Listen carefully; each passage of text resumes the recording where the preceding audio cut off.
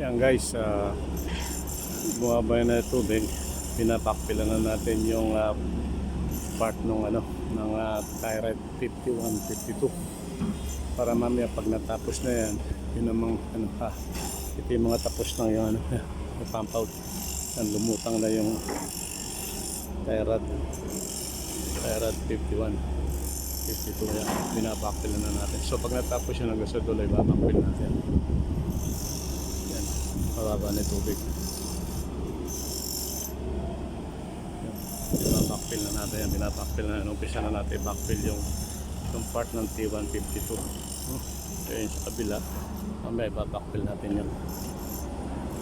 So ito muna yung ating babackfill guys. Yan.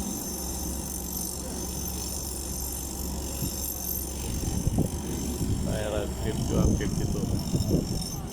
Babackfill na ng excavator natin. Yan.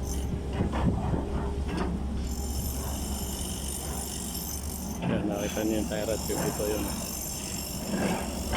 Tatabunan natin yan para pag-umpisa namin sa 53. Hindi siya jumuyo. Hindi siya bababa guys. Yan guys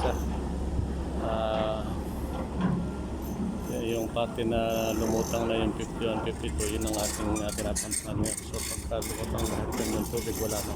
Hanggang doon sa dulo, tatambakan natin. Yan guys initially backfilling ng 51, 52.